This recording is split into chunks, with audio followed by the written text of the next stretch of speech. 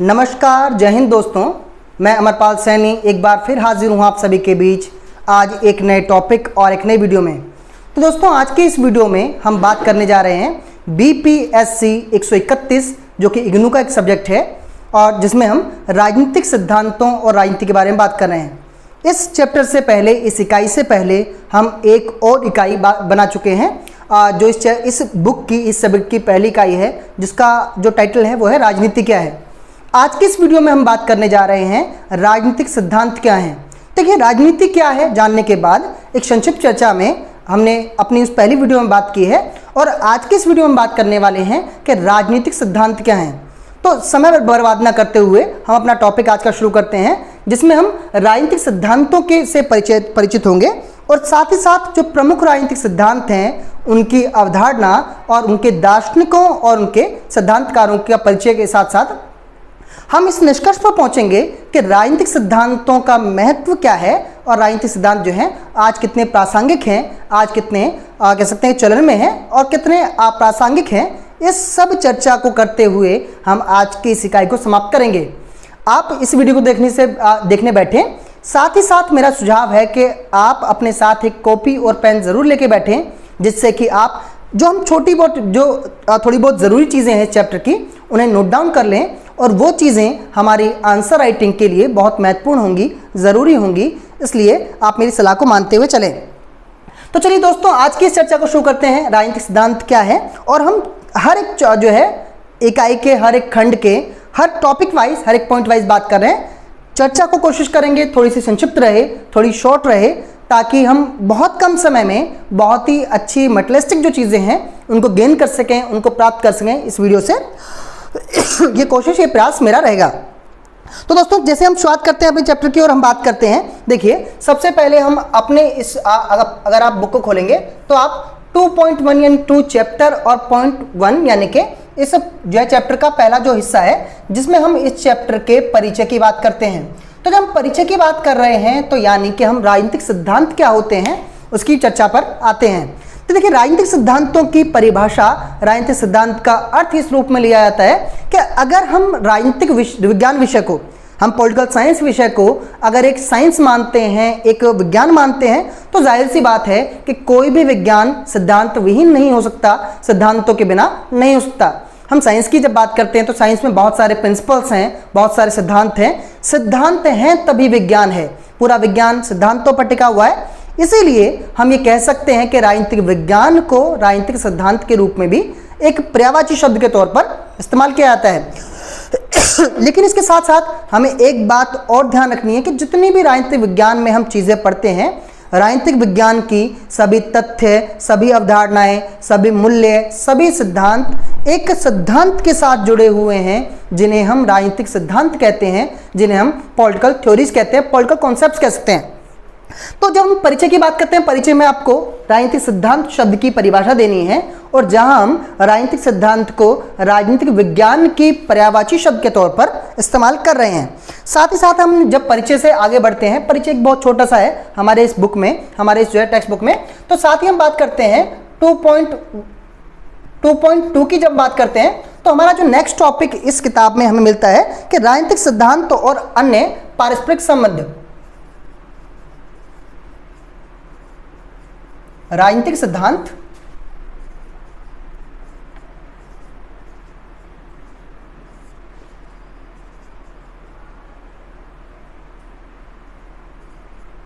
और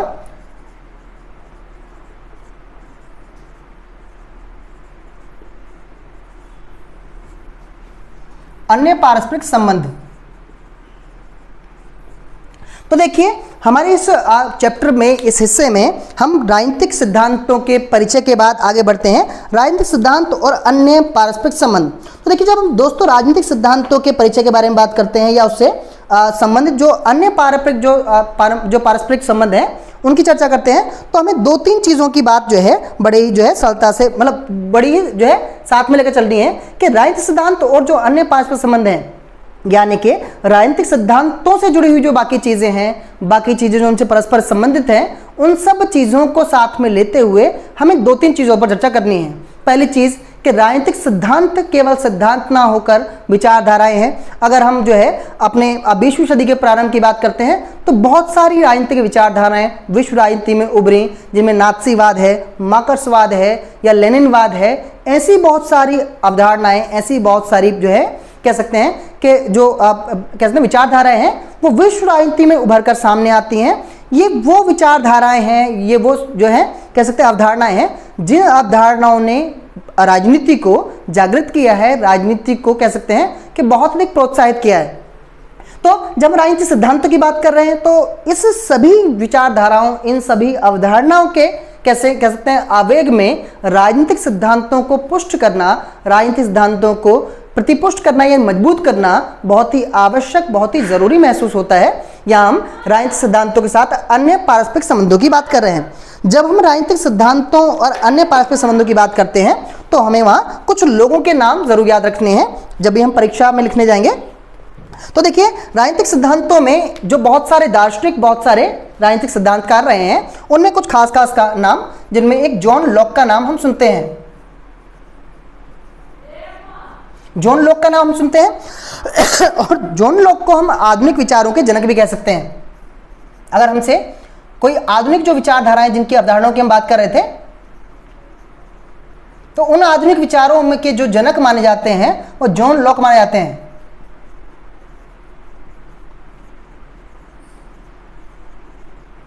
आधुनिक विचारों के जनक के तौर पर जॉन लॉक की एक ख्याति है, जॉन लॉक की एक कह सकते हैं कि नाम है। इसके साथ जॉन लॉक ने जब जो है राजनीतिक सिद्धांतों की परिभाषा, राजनीतिक सिद्धांतों का अर्थ इस रूप में दिया कि राजनीतिक सिद्धांत विचारधाराओं से परे नहीं है। जो राजनीतिक विचारधाराएं हैं, राजनीतिक अवधारणाएं हैं, उनसे परे राजनीतिक सिद्धांत और कुछ भी नहीं है। राजनीतिक सिद्धांत जो हैं वो राजनीतिक विचारधाराओं, राजनीतिक सिद्धांत कह सकते हैं कि अवधारणाओं के परिप्रेक्ष्य में ही जन्मे हैं। इसके साथ साथ हम बात करते हैं कि जैसे हमने पीछे बात की कि बहुत सारी विचारधाराएं, बहुत सारी अवधारणाएं लगभग 20वीं सदी के प्रारंभ में जो उभरी हैं। तो राजनीतिक सिद्धांत कोई बहुत पुरानी, कोई बहुत प्राचीन जो है कह सकते हैं अवधारणाओं में नहीं है। राजनीतिक सिद्धांतों में राजनीतिक विज्ञान को सहेजना या राजनीतिक विज्ञान को राजनीतिक सिद्धांतों में बांधना इसलिए भी आवश्यक था क्योंकि इस विषय को एक सटीकता, एक स्पष्टता या कह सकते हैं कि एक प्रतिपुष्टि, एक फीडबैक के तौर पर जो है स्थापित करना था। इसलिए भी ये बहुत जरूरी था कि जो है राजनीतिक विज्ञान में राजनीतिक सिद्धांतों का आगमन हो। जॉन लॉक के बाद हम बात करते हैं एक व्यक्ति जिनका नाम है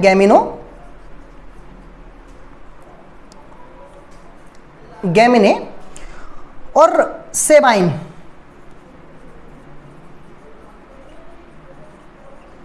गैमिनो और सेबाइन दो अलग जो है राजनीतिक सिद्धांतकार हैं जिनके अनुसार, जिनका मानना यह था कि राजनीतिक विचारधारा राजनीतिक सिद्धांतों की अस्वीकृति है क्योंकि विचारधारा हाल ही में उत्पन्न हुई है और सकारात्मकता के प्रभाव में तथा व्यक्तिपरक अविश्वसनीयता और वरीयताओं पर आधारित है। इनका यह मानना था कि भाई राजनीतिक जो विचारधाराएं हैं वो राजनीतिक सिद्धांतों की अस्वीकृति हैं, यानी कि अगर हम राजनीतिक सिद्धांतों को अस्वीकार करें तो उसे हम राजनीतिक विचारधारा कह सकते हैं। एक तरह से कि राजनीतिक सिद्धांतों को नकारना, राजनीतिक सिद्धांतों को डिनाई करना, उन्हें जो है उनका उल्लंघन करना, उनकी अवहेलना करना ही क्या है, राजनीतिक विचारधारा है।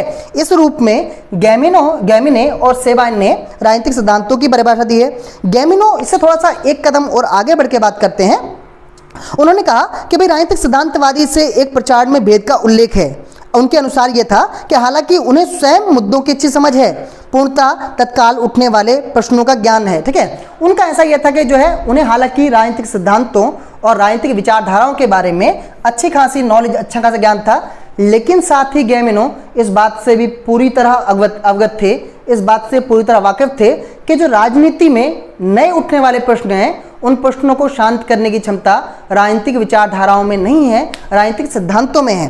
तो एक तरफ गैमिनो जो है वो राजनीतिक विचारधाराओं को राजनीतिक सिद्धांतों की अस्वीकृति कहते हैं और साथ साथ जो गैमिनो है वो इस बात से भी मतलब कह सकते हैं कि एग्री हैं कि हालांकि उन्हें पूरा ज्ञान है राजनीतिक सिद्धांतों का, राजनीतिक विचारधाराओं का, लेकिन राजनीतिक विचारधाराओं में राजनीतिक सिद्धांतों की तरह नए उठने वाले सवालों, नए उठने वाले प्रश्नों का उत्तर को संतुष्ट कर पाने की क्षमता नहीं है।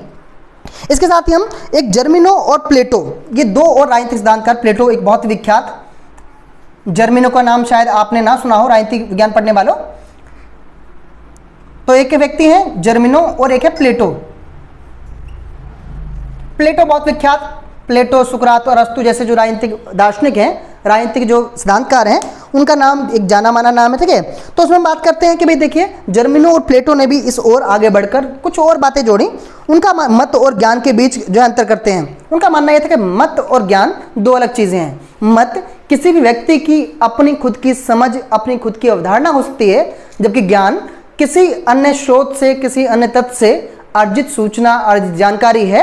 इसी तरह जो जर्मिनो और प्लेटो हैं, उनका क्या मानना यह है कि मत किसी की अपनी एक राजनीतिक विचारधारा, यानी राजनीतिक विचारधारा कोई भी व्यक्ति अगर दे रहा है तो वो उसका अपना खुद का मत है, जबकि ज्ञान राजनीतिक सिद्धांत है जो प्रतिपुष्ट हैं, जिनका अन्वेषण किया गया है, जिनकी परख, जिनकी जांच पड़ताल की जा चुकी है, वो राजनीतिक सिद्धांत हैं। तो राजनीतिक विचारधारा और राजनीतिक सिद्धांत, इन चीज़ों को लेकर इन प्रमुख व्यक्तियों ने, यानी कि इसमें गैमिनो और सेबाइन, गैमिनो, जर्मिनो और प्लेटो, इन सब लोगों ने राजनीतिक सिद्धांत और उनसे जुड़ी हुई जो अन्य पारस्परिक संबंध, यानी राजनीतिक विचारधाराएं और राजनीतिक अवधारणाएं, उनके साथ रखकर राजनीतिक सिद्धांतों की तुलना या चर्चा की है। इस तौर पर हम इस जो खंड में, इस हिस्से में इसकी बात कर रहे थे। साथ ही साथ हम बात कर सकते हैं, इसके बाद हम जो अगला अपना टॉपिक लेके चलें, यानी 2.3 की हम बात करें तो हम पाते हैं कि देखिए, राजनीतिक सिद्धांतों का विकास।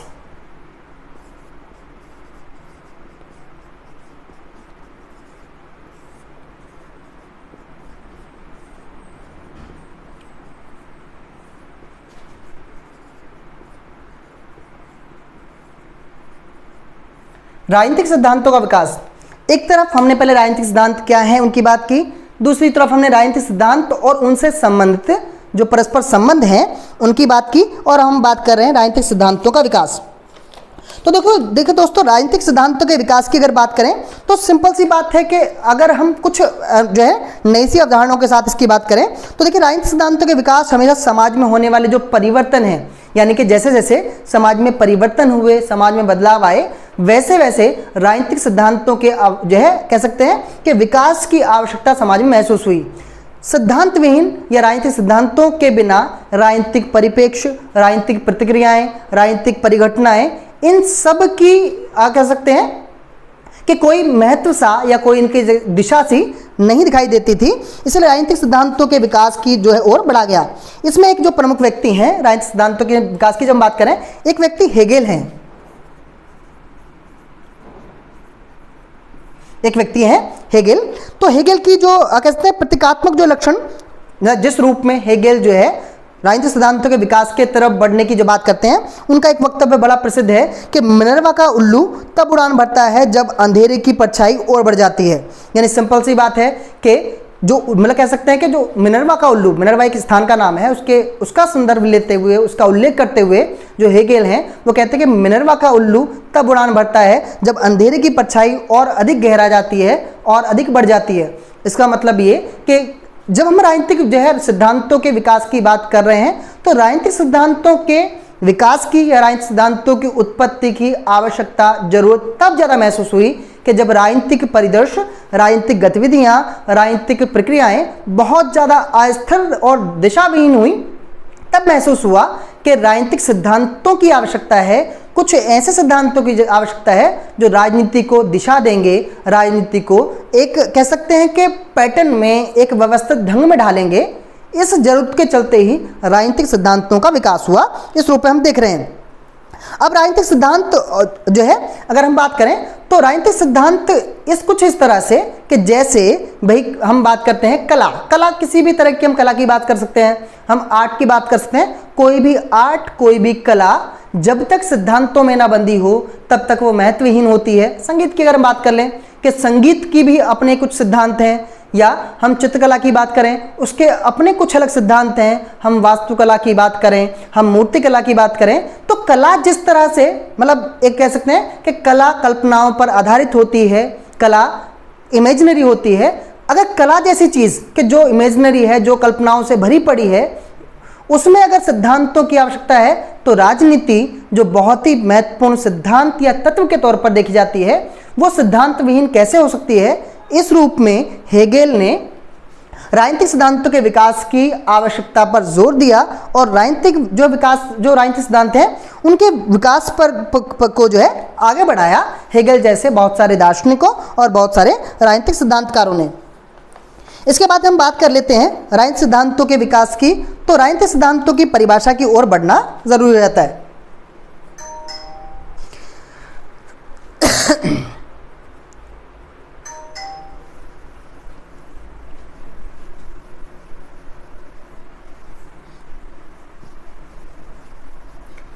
तो दोस्तों जैसा हम दो तीन जो बिंदुओं में इस चैप्टर की जो दो तीन जो शाखाएं हैं या कैसे हिस्से हैं उनकी बात कर चुके हैं और हम बात करते हैं राजनीतिक सिद्धांतों की परिभाषा की ओर। पॉइंट हमारा 2.4 है।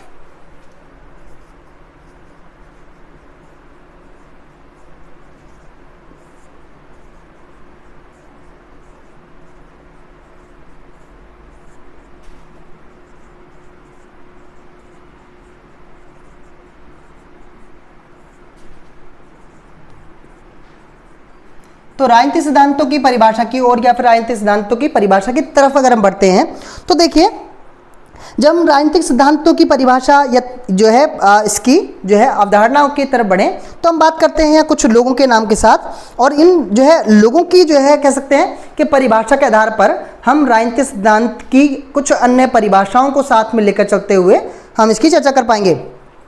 तो देखिए, इनमें जब राजनीतिक सिद्धांतों की परिभाषा की तरफ हम बढ़ते हैं तो यह सबसे जो प्रख्यात एक परिभाषा वह है सेबाइन की। सेबाइन जो एक राजनीतिक सिद्धांतकार और दार्शनिक हैं। तो देखिए, सेबाइन की जो परिभाषा की तरफ हम बढ़ते हैं तो हम पाते हैं कि सेबाइन ने राजनीतिक सिद्धांतों की परिभाषा कुछ इस रूप में दी है जिसमें वो विशेष रूप से तथ्यात्मकता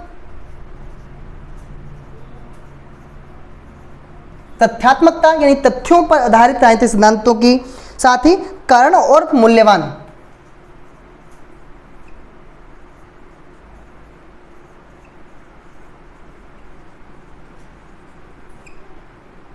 सेबाइन की परिभाषा में जो तीन महत्वपूर्ण तत्व हैं उनकी जब हम बात करते हैं तो देखिए, सेबाइन जो है राजनीतिक सिद्धांतों की परिभाषा एक तथ्यात्मकता यानी तथ्यों से भरे हुए एक जो है पुंज के रूप में, तथ्यों से भरे हुए एक ऐसा संगठन के रूप में या कारण, किसी भी चीज के पीछे एक कारण होता है, वैसे ही सेबाइन का मानना था कि राजनीतिक सिद्धांत जो हैं वो राजनीति में होने वाली सभी घटनाओं के कारणों को जानने का आधार हैं या मूल्यवान। राजनीतिक सिद्धांत इसलिए भी मूल्यवान है क्योंकि राजनीतिक सिद्धांत राजनीति को दिशा और दशा प्रदान करने का काम करते हैं। सेबाइन की जो परिभाषा है वो इन तीन चीजों पर आधारित है। सेबाइन के बाद जो एक व्यक्ति जो है जिनको हम बात करते हैं कि जो राजनीतिक सिद्धांत के बारे में परिभाषा देते हैं तो उनका नाम है हेकर। हेकर की परिभाषा राजनीतिक सिद्धांतों के बारे में अगर हम बात करें तो देखिए, हेकर की परिभाषा थोड़ी सी अलग इस रूप में आती है। इनका कहना था हेगर का कि राजनीतिक सिद्धांत निराशाजनक और अनैच्छिक हैं।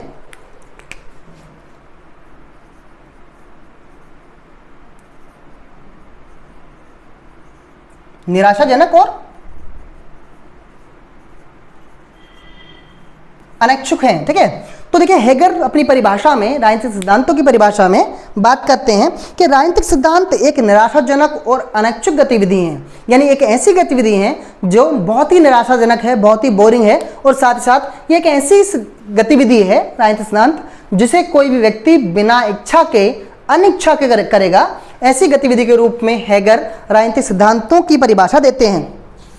लेकिन इसके साथ साथ ही जब हम बढ़ते हैं आगे, इन दो लोगों ने राजनीतिक सिद्धांतों की परिभाषा दी है जो हमें इस चैप्टर में याद रखनी है। इसके साथ ही हम बात करें मुख्य जो सैद्धांतिक अवधारणाओं के महत्व की।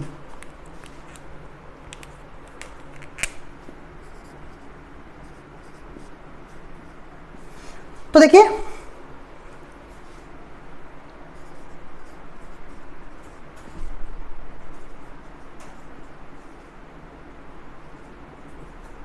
मुख्य सैद्धांतिक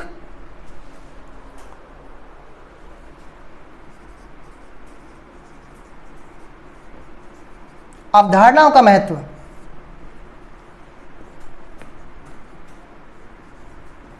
तो मुख्य सैद्धांतिक अवधारणाओं के महत्व की तरफ जब हम बढ़ते हैं तो देखिए, उसमें कुछ जो मतलब सैद्धांतिक अवधारणाओं की वैल्यू जो समझी गई है या कह सकते हैं कि राजनीतिक सिद्धांतों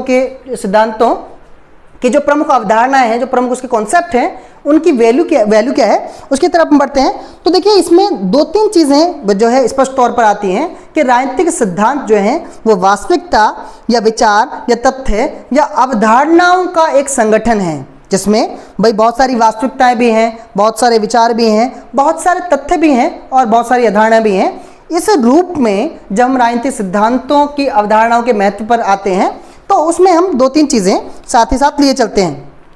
इस सिद्धांत में जो पहली चीज़ है हम बात करते हैं, तो जो टॉपिक हमारे 2.5 का पहला हिस्सा है उसमें हम बात करते हैं कि क्या राजनीतिक सिद्धांत मृत हो चुके हैं। क्या राजनीतिक सिद्धांत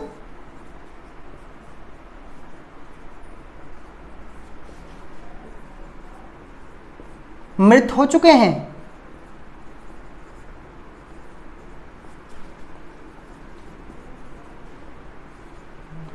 तो देखिए जब हम राजनीतिक सिद्धांतों की अवधारणाओं के महत्व की तरफ बढ़ते हैं तो वहां पहला सवाल, पहला प्रश्न खड़ा होता है कि क्या अब राजनीतिक सिद्धांत मृत हो चुके हैं।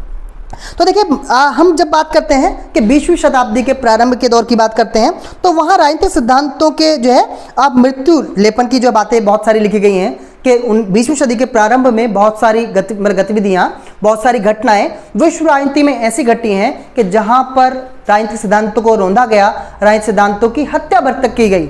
ऐसे में एक बड़ा सवाल ये उठा 20वीं शताब्दी के प्रारंभ में विश्व राजनीति में या राजनीतिक सिद्धांतों के मामले में कि क्या राजनीतिक सिद्धांत जो लगभग 19वीं शताब्दी के अंत तक या 18वीं 19वीं शताब्दी में गढ़े गए, रचे गए, वो राजनीतिक सिद्धांत मृत हो चुके हैं कि ऐसी घटनाएं जहां पर राजनीतिक सिद्धांतों को एक दरकिनार करके, एक तरफ करके विश्व राजनीति में बहुत सारी ऐसी घटनाएं घटी कि जहां पर ऐसा लगा कि राजनीतिक सिद्धांत जो हैं वो पूरी तरह से नकारे जा चुके हैं, पूरी तरह से बर्बाद हो चुके हैं। ऐसे में एक व्यक्ति है ईस्टन, ऐसे में एक व्यक्ति ईस्टन है, ईस्टन। तो ईस्टन का इस मामले में जो उनका कहना ये है, ठीक है, ईस्टन का कि जो इनका तर्क था, क्योंकि राजनीतिक सिद्धांत एक जो है क्या भाई एक प्रकार के ऐतिहासिक रूप में संबंधित है। उनका मानना यह था कि जो राजनीतिक सिद्धांत हैं वो बेशक पिछले कुछ दशकों में, पिछले कुछ सदियों में उत्पन्न हुए हों, लेकिन राजनीतिक सिद्धांतों का अपना जो आधार है वो ऐतिहासिक है, वो हिस्टोरिकल है। इसलिए भाई अपनी रचनात्मकता भूमिका खो चुका है। ऐतिहासिक था तो लोगों ने उसका महत्व नहीं समझा, उसका जो है कहते हैं कि भाई वैल्यू नहीं समझी, इसीलिए ऐसा लगा कुछ समय के लिए कि राजनीतिक सिद्धांत जो हैं वो अपना महत्व खो चुके हैं, वो अपनी वैल्यू खो चुके हैं। इसी के साथ बात करते हैं, अच्छा ये जो बातें हैं वो 19 जो है कह सकते हैं 30s के आसपास की बात है, यानी 20वीं सदी के प्रारंभ की बात है। इसके साथ ही उन्होंने जो है विलियम डमिंग या चार्ल्स एच मैकवेलेन या जॉर्ज एम सेबिन की राजनीतिक जो सिद्धांत की जो इतिहासवादी जो मतलब कह सकते हैं कि जो अवधारणाएं थी इन सभी लोगों की, उन सब को किसने, ईस्टन ने दोषी ठहराया। इन्होंने ऐसा कहा कि जितने भी राजनीतिक सिद्धांतकार हैं, जिनमें विलियम कह सकते हैं कि डनिंग हैं, चार्ल्स एच मैकियावेल हैं, जॉर्ज एम कह सकते हैं कि साइबेन हैं, इन सब की जो ऐतिहासिक अवधारणाएं थीं, ऐतिहासिक इनकी मानसिकताएं थीं राजनीतिक सिद्धांत को लेकर, उन सभी ऐतिहासिक कह सकते हैं कि अवधारणाओं ने ही राजनीतिक सिद्धांतों की मृत्यु में, राजनीतिक सिद्धांतों के नकारे जाने में महत्वपूर्ण भूमिका निभाई। ऐसा मानना किसका था? ईस्टन का था। इसके साथ हम आगे बढ़ते हैं, ठीक है। तो बात करते हैं ईस्टन ने आमतौर पर राजनीतिक सिद्धांतों की जो गिरावट और विशेष रूप से ऐतिहासिक में घटनाओं में गिरावट के कारण को जो है सबसे पहले उसने महत्वपूर्ण राजनीतिक वैज्ञानिकों के बीच में उनकी प्रवृत्ति और समय को जो है कहीं विभेदीकरण के तौर पर देखा। ईस्टन का मानना यह था कि राजनीतिक सिद्धांतों में जो गिरावट आई है, उसने अपना महत्व, अपनी वैल्यू जो खो दी है, उसके पीछे सबसे बड़ा कारण ये रहा कि राजनीतिक सिद्धांत में वैज्ञानिक जो मानसिकता वाले लोग हैं या वैज्ञानिक जो है कि इसमें अवधारणाओं वाले लोग हैं, उनका आगमन, उनकी जो है क्या हस्तक्षेप हुआ। इस वजह से ये जो है सबसे पहली बात तो ये जरूरी मानी गई कि जिसकी वजह से राजनीतिक सिद्धांतों ने 20वीं सदी के प्रारंभ में अपना महत्व खो दिया। इसी के साथ जो ईस्टन है वो दूसरी बात जो करते हैं कि भाई राजनीतिक सिद्धांत जो खास बातें इतिहास में जो होती हैं उसमें नैतिक सापेक्षतावाद जिम्मेदार है। नैतिक सापेक्षतावाद का मतलब ये था कि जहां पर राजनीति में लोगों ने हमेशा अपने आप, लोगों मतलब यहाँ हम देशों की बात कर रहे हैं, हम जो है कह सकते हैं बहुत सारी शक्तियों की बात कर रहे हैं, तो जहां नैतिक सापेक्षतावाद का मतलब है कि जहां पर हर किसी ने अपने आप को दूसरे के सामने रखने की कोशिश की या दूसरे से अपने आप को तोलने की कोशिश की, इस अवधारणा ने, इस जो है आप कह सकते हैं कि मानसिकता ने राजनीतिक सिद्धांतों के मृत होने में, राजनीतिक सिद्धांतों के दरकिनार होने में एक बहुत ही महत्वपूर्ण भूमिका निभाई, ऐसा ईस्टर्न का मानना था। तो देखिए, ईस्टर्न ने बहुत सारे लोग जिन्होंने ऐतिहासिक अवधारणाओं का उल्लेख करते हुए राजनीतिक सिद्धांतों को जो है गढ़ा या कहा, उनको दोषी मानते हुए ईस्टर्न ने राजनीतिक सिद्धांतों के मृत होने या राजनीतिक सिद्धांतों के मूल्य विहीन होने की चर्चा अपनी बातों में विस्तार तौर पे की है। तो लेकिन इस सब के बावजूद भी हम बात करते हैं, एक निष्कर्ष हम इस पॉइंट का निकालें कि देखिए, राजनीतिक सिद्धांत मृत तो नहीं लेकिन अपना महत्व जरूर खो चुके थे 20वीं सदी के लगभग जो है पहले अर्ध में, फर्स्ट हाफ ऑफ जो है 20th सेंचुरी। इस दौर की बात ईस्टर्न अपने जो है वक्तव्य में करते हैं। इसके बाद हम आगे बढ़ें और बात करते हैं, इसी में हम जब हमें बात करनी है तो राजनीतिक सिद्धांतों की पुनर्स्थापना।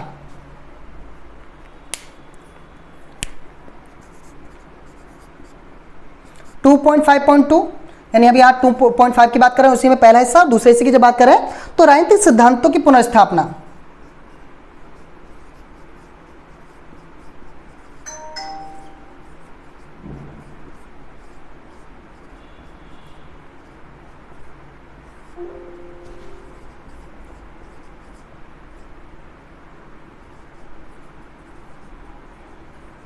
राजनीतिक सिद्धांतों की पुनर्स्थापना।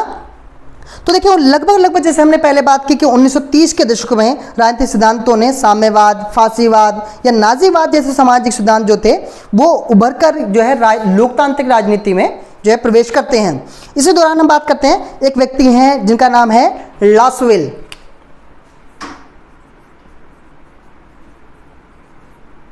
लासवेल नाम के एक व्यक्ति हैं कि जो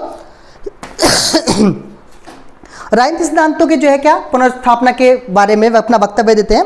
तो लासवेल के ने जो है मानव व्यवहार को नियंत्रित करने में अंतिम उद्देश्य के साथ एक जो है वैज्ञानिक राजनीतिक सिद्धांत स्थापित करने की कोशिश की थी। उनका मानना यह था कि भाई देखिए, जो मानव व्यवहार है उसे नियंत्रित करने के लिए, मानव व्यवहार किसके संबंध में, राजनीति के संबंध में, तो मानव व्यवहार को नियंत्रित करने के लिए एक अंतिम उद्देश्य के साथ वैज्ञानिक जो राजनीतिक सिद्धांत हैं उनको स्थापित करने की, उन्हें लागू करने की कोशिश किसने की, इनने लासवेल ने की। लासवेल का मानना यह था कि देखिए, राजनीतिक सिद्धांत जो हैं वो इस रूप में पुनर्स्थापित हो सकते हैं, इस रूप में पुनर्जीवित हो सकते हैं कि जब तक हम राजनीतिक सिद्धांतों को मानव व्यवहार को नियंत्रित करने वाले एक साधन के रूप में देखें। इसी के साथ जो है राजनीतिक सिद्धांत अब बात करते हैं तो एक ऑडेट्स, थियोडोर ऑडोर्नी, मार्क्यूस और लियो स्ट्रॉस के कार्य में जो है तरह तरह से हम देख सकते हैं कि राजनीतिक सिद्धांतों को पुनर्स्थापित या जो है पुनर्निर्मित करने में इनका थोड़ा बहुत जो योगदान है हम देख सकते हैं। इन सब में हम आरडीएस की बात करते हैं तो उसने मुख्य तौर पर जो है विशिष्टता और जिम्मेदारी पर ध्यान केंद्रित किया। यानी जो ऑरेंट्स हैं उन्होंने एक तो सिंपल सी बात है जिम्मेदारी और दूसरी विशिष्टता। उनका मानना यह था कि विशिष्टताओं के साथ और खासी जिम्मेदारियों के साथ ही राजनीतिक सिद्धांतों को दोबारा पुनर्स्थापित किया जाता है। इसके साथ में ही जो स्ट्रॉस हैं यानी लियो स्ट्रॉस जो है आधुनिक समय में संकट का समाधान करने के लिए शास्त्रीय राजनीतिक सिद्धांतों को और विचारधाराओं को ज़्यादा महत्वपूर्ण मानते थे। यानी स्ट्रॉस का मानना यह था कि राजनीतिक सिद्धांत पुनर्जीवित तभी हो सकते हैं कि जब हम जो हमारी शास्त्रीय पद्धतियां हैं राजनीतिक सिद्धांतों की, जो हमारी प्राचीन पद्धतियां हैं राजनीतिक सिद्धांतों की, उन्हें साथ में लेकर उनका थोड़ा बहुत संशोधन अगर आवश्यकता है तो ही क्या हो सकता है कि राजनीतिक सिद्धांतों की पुनर्स्थापना हो सकती है। इसके साथ ही अरस्तु और जो है स्ट्रॉस की जब हम बात कर रहे हैं, अरस्तु जैसे मैंने पहले भी कहा कि राजनीतिक सिद्धांतों में, राजनीतिक दार्शनिकों में एक बहुत ही जाना माना नाम है। तो एक तरफ अरस्तु के अनुसार जो है एक राजनीतिक दार्शनिक या राजनीतिक वैज्ञानिक को निष्पक्ष होना चाहिए।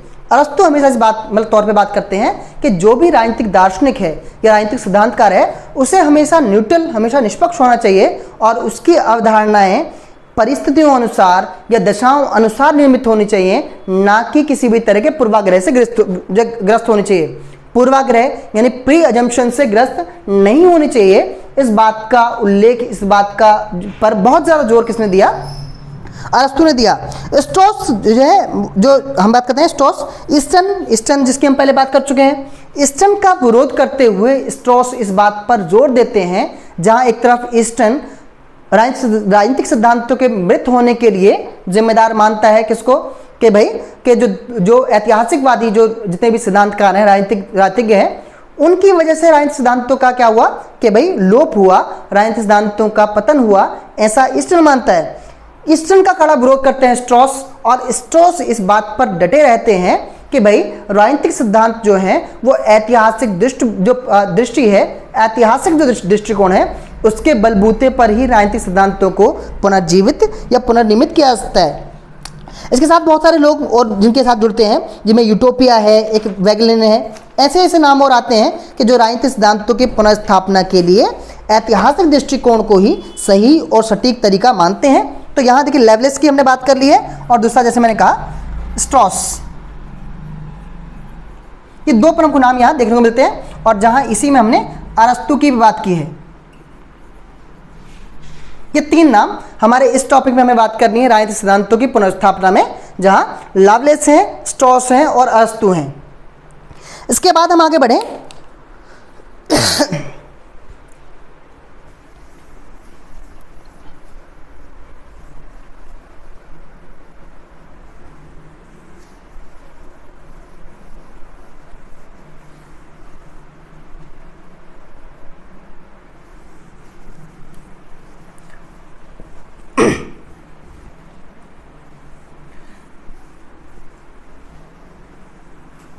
तो दोस्तों देखिए इसके जो है साथ साथ हम आगे बढ़े तो हम बात करते हैं राजनीतिक सिद्धांतों के दृष्टिकोण।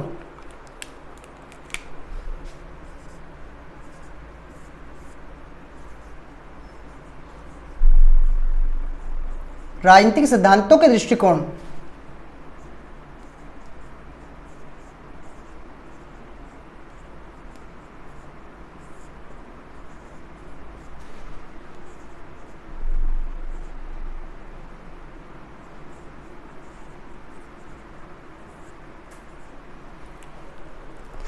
तो दोस्तों जब हम राजनीतिक सिद्धांतों के दृष्टिकोण की बात करते हैं तो वहां हम बात करते हैं एक कठिनाई सिद्धांत, जो एक कठिनाई, एक मुश्किल जो है वो राजनीतिक सिद्धांतकारों के जो है समक्ष, उनके सामने हमेशा जो है बनी रहती है कि जो राजनीतिक सिद्धांतकार हैं, जो कह सकते हैं कि राजनीतिक सिद्धांतकार हैं, वो हमेशा इस कश्मकश में रहते हैं। उनके सामने हमेशा कठिनाई रहती है कि अभ्यास करने की प्रवृत्ति उत्पन्न हो जिसमें वे विभिन्न अवधारणाओं और परंपराओं को चित्रण शुरू करते हैं। ठीक है, मतलब हमेशा उनमें ये असमंजस रहता है कि वो राजनीतिक जो सिद्धांत हैं उनके एक ऐतिहासिकवादी जो दृष्टिकोण है उन्हें साथ लेकर चलें, या जो आधुनिक या नवीन जो दृष्टिकोण है उन्हें लेकर आगे चलें। ऐसा जो मतलब कह सकते हैं कि एक कश्मकश, एक जोन में कह सकते हैं कि टकराव की स्थिति हमेशा बनी रहती है। इसके साथ ही हम जब राजनीतिक सिद्धांतों के दृष्टिकोण की बात कर रहे हैं तो हमें वहाँ अवधारणाबद्ध जांच और मूल्यांकन जैसी जो चीज़ें हैं, यानी जो राजनीतिक सिद्धांत हैं वो अवधारणाबद्ध हैं, अवधारणाओं से बंधे हुए हैं, कॉन्सेप्ट से क्या कहते हैं बैंड हैं। साथ में एक जो चीज़ है कि राजनीतिक सिद्धांतों में जांच की जो प्रवृत्ति है वो हमेशा देखने को मिलती है। जितने भी राजनीतिक सिद्धांत हैं वो कभी ना कभी जांच किए जा चुके हैं, उनकी पुष्टि की जा चुकी है, तभी राजनीतिक सिद्धांतों को जो है भाई लाइमलाइट में या कह सकते हैं कि मुख्य धारा में लाया जाता है। साथ साथ मूल्यांकन बहुत ज़रूरी है राजनीतिक सिद्धांतों का, कि राजनीतिक सिद्धांत जो भी बनाए गए हैं उनका मूल्यांकन करना, उनकी इवैल्यूएशन करना बहुत ज़रूरी है कि ये जो चीज़ें हैं वो सटीक भी हैं या नहीं। अब ऐतिहासिक, सामान्य और अनुभवजन्य, हम तीन तौर पर राजनीतिक सिद्धांतों के दृष्टिकोण की बात करने वाले हैं। जैसा मैंने कहा कि हम तीन बिंदुओं के साथ जो है हम चीज़ों की बात करने वाले हैं। तो उन्हें पहली जो हमने चीज़ की, एक जो पहली और सबसे महत्वपूर्ण बात है वो ऐतिहासिक दृष्टिकोण।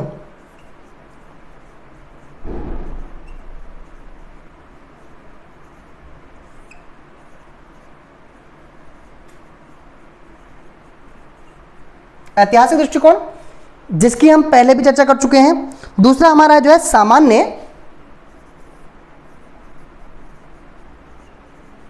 सामान्य दृष्टिकोण, या इसे हम अन्य अलग एक नाम से मानक या निर्देशात्मक दृष्टिकोण भी कह सकते हैं। मानक या मतलब कई सारे नामों से जब कुछ चीज़ आ रही है तो हम उनके सभी नामों की चर्चा कर रहे हैं, ताकि जब हम आंसर लिखें तो वहां हमारे पास एक के अलावा अन्य पर्यायवाची शब्द भी हों। तो सामान्य, मानक या निर्देशात्मक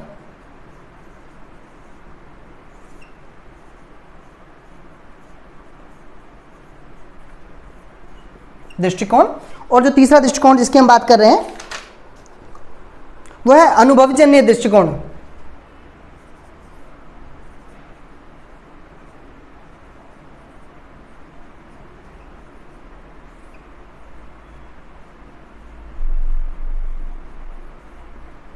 अनुभवजन्य दृष्टिकोण। तो देखिए दोस्तों, तीन चीजों की जब बात करते समय हम यहाँ 2.6.1, 2.6.2 और 2.6.3 यहाँ तीन बिंदु के रूप में इन तीन चीजों की हम चर्चा करते चलते हैं।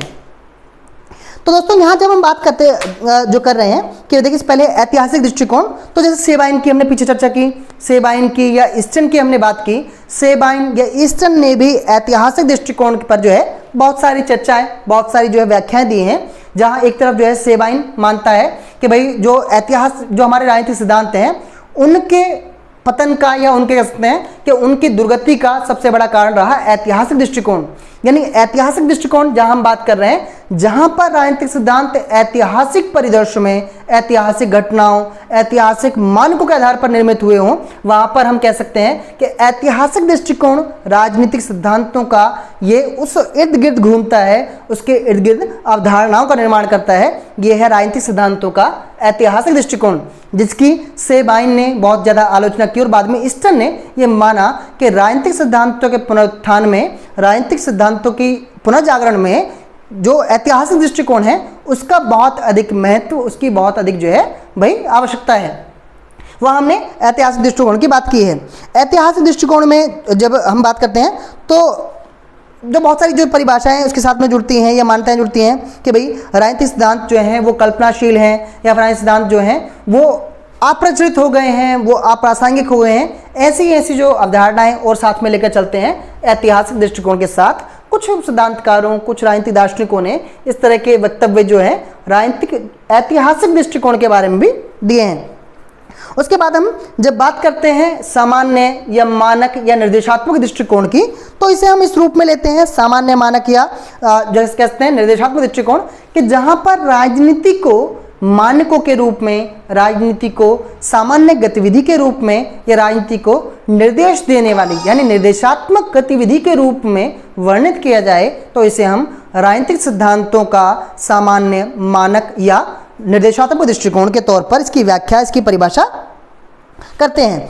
जहां हम सामान्य या मानक निर्देशात्मक दृष्टिकोण की बात कर रहे हैं, वहां हमें स्ट्रॉस की बात फिर से याद करनी पड़ेगी। स्ट्रॉस जहां ये कहता है कि राजनीतिक सिद्धांत, इस बात पर जोर देता है कि राजनीतिक सिद्धांतों की पुनर्स्थापना में, राजनीतिक सिद्धांतों को पुनर्जागृत करने में, राजनीति जो हमारी कह सकते हैं कि जो सामान्य गतिविधियां हैं या सामान्य जो मानक हैं या सामान्य निर्देश हैं, उनके आधार पर ही जो है क्या सकते हैं राजनीतिक सिद्धांत विकसित हो सकते हैं और टिके रह सकते हैं। इस बात की बड़ी जो है व्याख्या एक यूटोपिया और एक स्ट्रॉस ने बड़ी प्रबलता से इस बात पर जो है जोर दिया है। साथ ही साथ हम जब बात करते हैं अनुभवजन्य दृष्टिकोण, अनुभवजन्य जैसा कि शब्द में है, अनुभवों से जन्मा, अनुभवों से जन्मित जो दृष्टिकोण है उसकी हम बात करते हैं।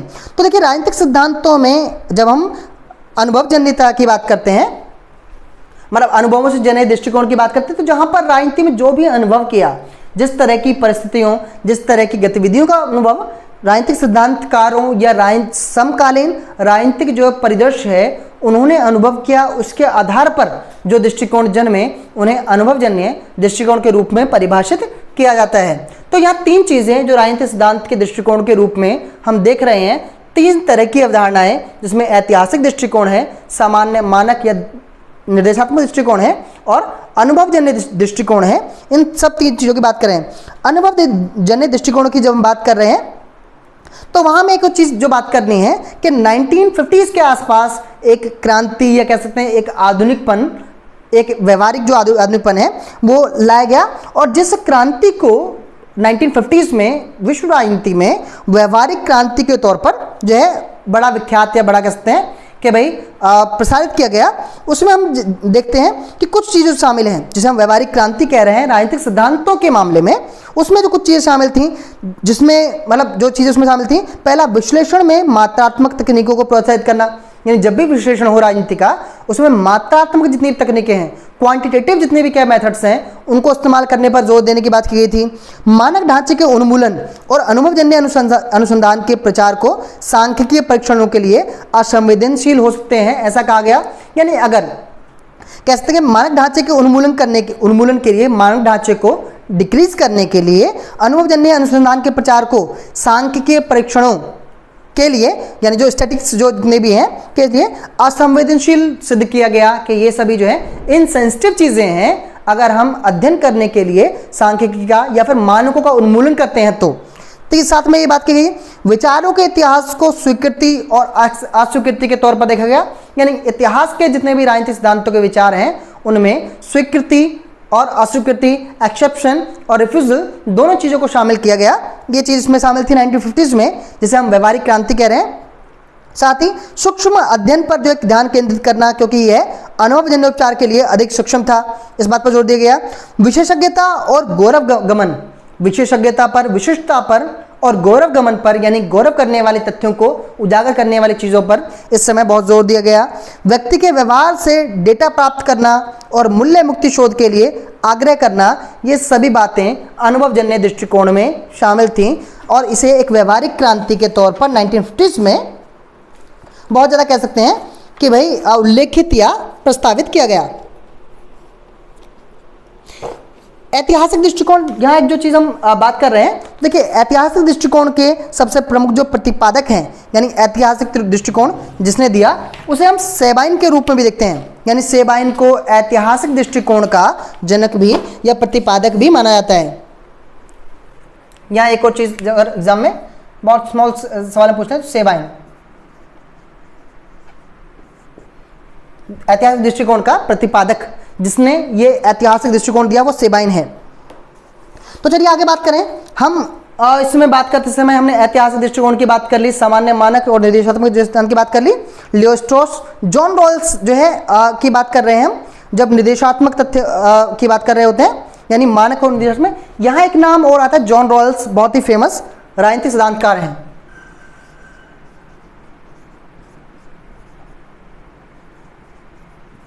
यानी जो मानक या निर्देशात्मक दृष्टिकोण है, इसे सही सिद्ध करने के लिए एक जॉन रॉयल्स की एक बुक है, एक जो किताब है उनकी, ए theory of justice,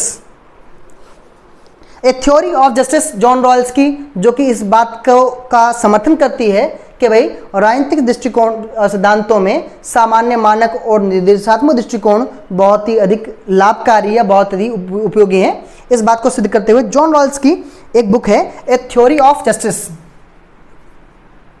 A theory of justice.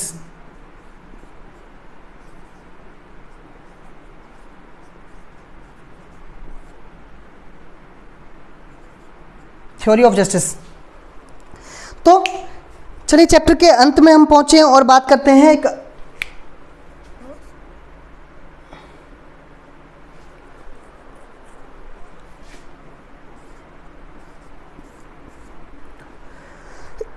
समकालीन दृष्टिकोण की।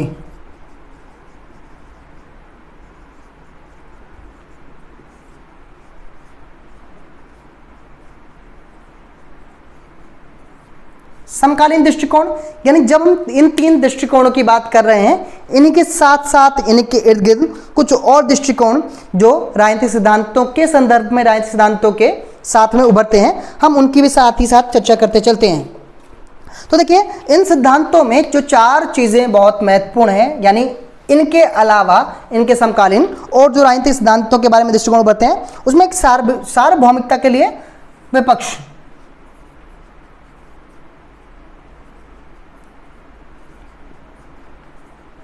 सार्वभौमिकता के लिए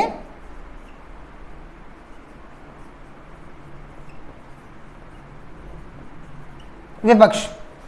तो देखिए इसके इन तीन दृष्टिकोणों के साथ में समकाल में या उनके लगभग पैरेलली कुछ और जो दृष्टिकोण उभरते हैं, उनमें एक सार्वभौमिकता के लिए विपक्ष की बात की जाती है। सार्वभौमिकता के लिए विपक्ष का जब बात की जाती है कि सार्वभौमिकता का मतलब होता है यूनिवर्सल।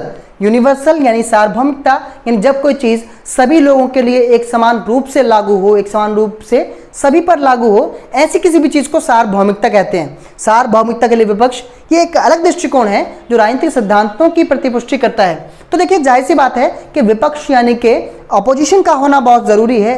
अपोजिशन हम सिर्फ पॉलिटिकल जो है एस्पेक्ट में बात नहीं कर रहे हैं, हम विपक्ष के किसी भी मुद्दे में बात कर रहे हैं। किसी भी चीज का यूनिवर्सल होना, सार्वभौमिक होना इस बात से तय होता है कि उसके विपक्ष में भी कोई है या नहीं है।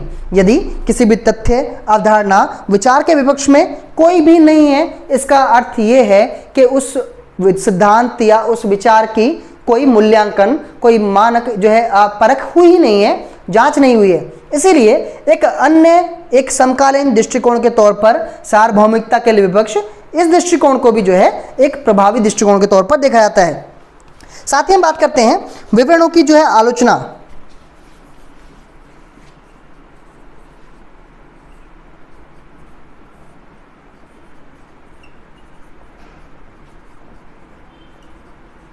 विवरणों की आलोचना, तो देखिए विवरण यानी कि डेटा, विवरण यानी कि जानकारियां, विवरण यानी कि सूचनाएं। विवरणों की आलोचना एक अन्य दृष्टिकोण है, एक अलग दृष्टिकोण है जो कि भाई इन जो दृष्टिकोणों के अलावा एक कह सकते हैं अच्छा दृष्टिकोण माना जाता है। तो विवरणों की आलोचना शब्द से, हालांकि एक हम सामान्य भाषा में जो आलोचना का अर्थ निकाल लेते हैं वो हमेशा बुराई या उसको जो है कह सकते हैं कि उसके जो है हमेशा विरुद्ध बात करने की जो है अवधारणा को हम आलोचना मान लेते हैं। वास्तव में आलोचना शब्द का जो अर्थ है वो ये है कि किसी भी चीज पर गहन चर्चा करना, किसी भी चीज पर गहन जो है कह सकते हैं वक्तव्य बात करना आलोचना कहलाता है। आलोचना का मतलब केवल बुराई नहीं है, आलोचना का मतलब अच्छाई और बुराई, हर तरह की बातें, हर तरह के तथ्य सामने रखना। तो विवरणों की आलोचना एक अलग दृष्टिकोण है जिसमें हम बात कर सकते हैं कि जो भी विवरण, जो भी तथ्य, जो भी सूचनाएं, जो भी जानकारियां पहले से प्रदर्शित हैं, प्रदत्त हैं, उनकी आलोचनात्मक चर्चा, उनकी हर तरह से, हर परख से चर्चा करना, ये एक अन्य दृष्टिकोण है जो कि समकालीन है इन तीन दृष्टिकोणों के। इसके साथ ही हम उत्तर सकारात्मकतावाद की बात करते हैं। एक तरफ हम सकारात्मकतावाद की चर्चा पीछे शायद करते हुए आए हैं, उसके बाद उत्तर सकारात्मकता का मतलब है कि बाद में जो सकारात्मकता जो विचार है वो उभरा।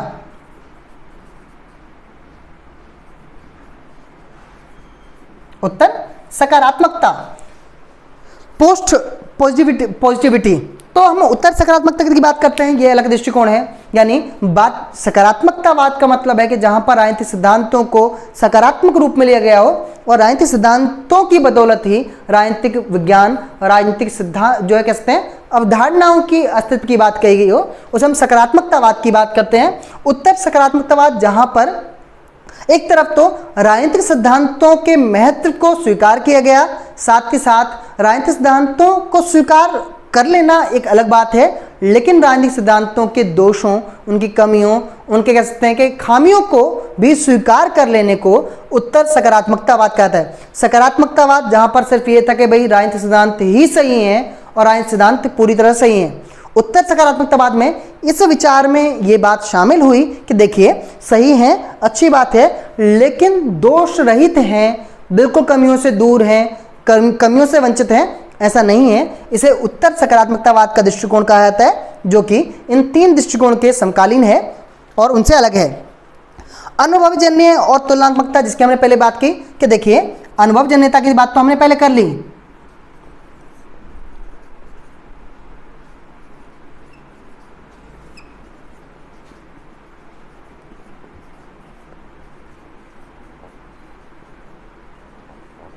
अनुभवजन्य और तुलनात्मकता। देखिए अनुभवजन्यता का अर्थ जैसे हमने पीछे बात की कि देखिए अनुभवों से जनित जो भी ज्ञान है, जो भी सिद्धांत हैं, जो भी विचारधाराएं हैं, उन्हें अनुभवजन्यता और तुलनात्मकता के सिर्फ अनुभवजन्य जो सिद्धांत हैं, अवधारणाएं हैं, विचार हैं, उनके सहारे नहीं बैठना है, उनकी तुलनात्मकता पर भी जोर देना है, उनकी तुलना के लिए भी हमेशा तैयार रहना है, उनका कंपैरिजन, उनकी जो है कह सकते हैं कि भाई तुलना हमेशा की जा सकती है। इस सिद्धांत को, इस दृष्टिकोण को लेते हुए भी जो है एक समकालीन सिद्धांत के तौर पर देखा गया है। तो दोस्तों आज की इस पूरी यूनिट, इस पूरी इकाई के अगर हम सारांश पर आते हैं तो कुछ मुख्य मुख्य बिंदु जिन पे हम बात कर चुके हैं वो हमने शुरुआत की। राजनीतिक सिद्धांत क्या है, राजनीतिक सिद्धांतों से संबंधित और कौन से जो है अवधारणाएं हैं, साथ ही राजनीतिक सिद्धांत पर सवाल जब उठे कि क्या राजनीतिक सिद्धांत मृत हो चुके हैं। आगे हमने बात की राजनीतिक सिद्धांतों के पुनरुत्थान के लिए क्या क्या चीज़ें ज़रूरी हैं। फिर राजनीतिक सिद्धांतों के दृष्टिकोण, 3 दृष्टिकोण जो महत्वपूर्ण, साथ ही समकालीन दृष्टिकोण, इन 3 दृष्टिकोणों के ही समकालीन कुछ अन्य दृष्टिकोण जिन्हें राजनीतिक सिद्धांतों से जोड़कर देखा जाता है, उनकी चर्चा की जाती है। ये पूरे आज के इस चैप्टर का सारांश समरी है। आशा करता हूं कि आज की इस बहुत छोटी सी चर्चा में, क्योंकि हम जानते हैं कि लगभग हर किसी व्यक्ति के पास किताबें उठाकर पढ़ पाना संभव नहीं है, छोटी सी एक चर्चा में लगभग आधे घंटे या 1 घंटे की इस वीडियो में हम उतनी चर्चा कर पाते हैं कि कम से कम परीक्षा में उत्तर लिखते समय हम उन्हीं बिंदुओं पर, उन्हीं कह सकते हैं पॉइंट्स पे बात करें कि जो हमारे कंटेंट, हमारे सिलेबस, हमारे सब्जेक्ट से रिलेटेड हैं। कुछ एक जो सामान्य सी एक कह सकते हैं कि माइंड मैपिंग की जब बात करते हैं कि हमारे दिमाग में थोड़ा सा एक माइंड मैपिंग हो जाती है कि हमें अपने विषय से संबंधित किन किन तथ्यों और जानकारियों को अपने साथ परीक्षाओं में लेकर जाना है। और वहाँ उत्तर लिखते समय देखिए सिंपल सी बात है, जब हम इग्नू की बात कर रहे हैं, हम ग्रेजुएशन या हम मास्टर्स की बात कर रहे हैं, पोस्ट ग्रेजुएशन की बात कर रहे हैं, तो वहाँ हमारे पास सिर्फ ब्लूप्रिंट, सिर्फ तथ्य होने चाहिए और उनके सहारे अगर हमारी लिखन शैली अच्छी है, अगर हमारी आंसर राइटिंग अच्छी है, तो थोड़े से ब्लूप्रिंट्स के साथ हम एक बहुत अच्छा आंसर राइटिंग कर सकते हैं और बहुत अच्छे अंक भी प्राप्त कर सकते हैं। आशा करता हूं कि आज की इस वीडियो में हमें इस चैप्टर का निचोड़, इस चैप्टर पे हमें अपने उत्तर लिखते समय किन किन बिंदुओं पर बात करनी है, कैसे बात करनी है, ये एक सामान्य सी समझ हमारी बन पाई होगी। ये भी आशा करता हूं कि आज की इस वीडियो के जो भी इंपॉर्टेंट जो पॉइंट्स हैं या नोट्स हैं, जितना मैं बोर्ड पर लिख पाया उतने आप सबने भी अपनी नोटबुक में, अपनी कॉपी में नोट कर लिए होंगे, ताकि एग्जाम में जाने से पहले एक बार आप उसे देखें और आपके दिमाग में उसकी जो थोड़ी सी कह सकते हैं कि जो मैपिंग है वो रहे। अगर आपको ये वीडियो पसंद आती है तो चैनल को सब्सक्राइब जरूर कर लें, ताकि आगे भी जब भी कोई वीडियो हमारे चैनल पर उपलब्ध हो, क्योंकि अब एग्ज़ाम्स दिसंबर में आने वाले हैं, तो उस लिहाज से जितनी भी वीडियो हम कोशिश करेंगे अपने जो है डेली शेड्यूल से टाइम निकाल कर कोशिश करेंगे कि ज़्यादा से ज़्यादा वीडियो, ज़्यादा टॉपिक और चैप्टर्स आपको पहुंचा पाएँ, आपको दे पाएँ। और अगर हम वीडियो अपलोड करते हैं तो उसकी नोटिफिकेशन आपको जल्द से जल्द मिलेगी। उसके लिए ज़रूरी है कि आप चैनल को सब्सक्राइब भी कर लें और साथ ही साथ चैनल का जो बेल आइकन है उसको दबा लें, ताकि नोटिफिकेशन आपको भी मिले जब भी वीडियो अपलोड हो। आपका ये साथ और प्यार बना रहे। मिलते हैं अगली वीडियो में, तब तक के लिए जय हिंद, नमस्कार।